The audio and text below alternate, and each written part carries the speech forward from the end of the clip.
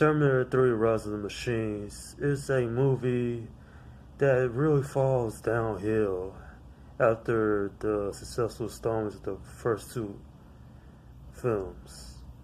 This movie's not great, it's mediocre at best.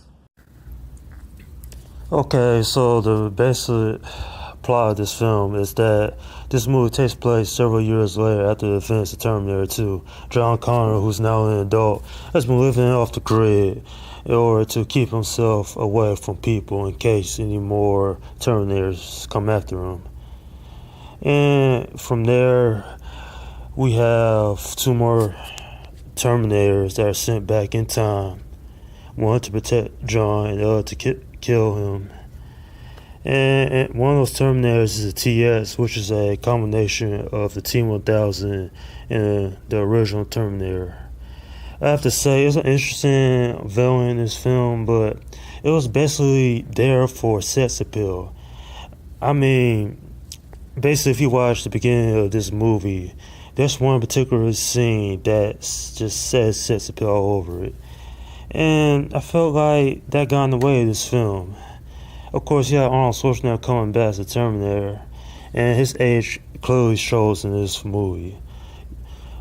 Seriously, go watch the original Terminator and then watch Terminator 3, and you see the gap between it.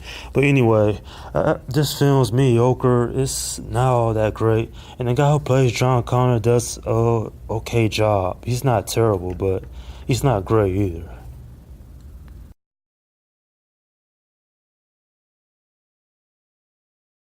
To make matters even worse, Linda Hamilton doesn't even reprise a role as Sarah Connor in this film. In fact, they kill off her character off screen.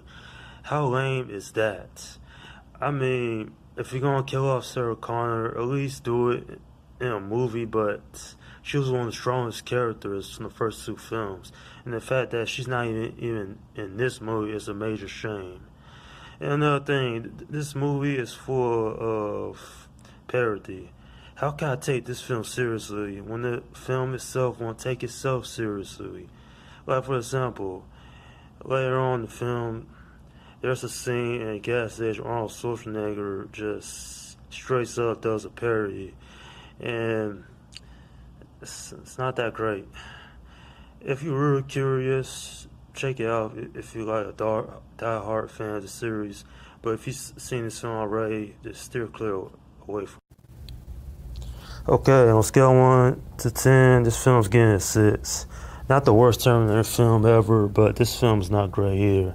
I could really see where they went wrong with continuing in the story after the end of Terminator 2. I mean, what was wrong with Terminator 2? It tied everything up in a nice little bow, like I said in my last review before. I mean, if you're going to make a third film, at least make it interesting. The story here was terrible. The acting is okay by everybody that was in this film, but the action is pretty good. That's the only good thing I'll probably say about this film. The action is good. And can we even get a more weaker John Connor? I mean, I couldn't take the guy who played John Connor seriously. I just thought he just phoned it in. But, you know, I've seen worse movies. So originally I thought about giving this movie a lower score, but then this film's, it's mediocre, but it's not the worst in the franchise.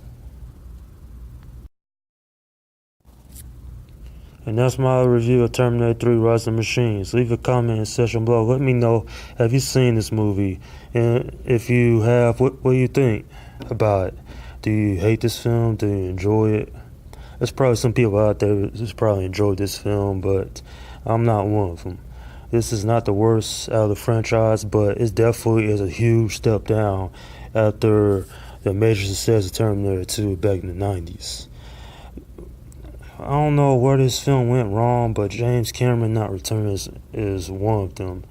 And when you have a weak story and pretty much a weak villain, because T-1000, let's be honest, was better, then you're not going to get big results when it comes to the story. But nonetheless, it is what it is. Alright, up next is my review of Terminator Salvation, and I think that's the worst film with the franchise. Okay, this is Slim Guy 172 saying peace out.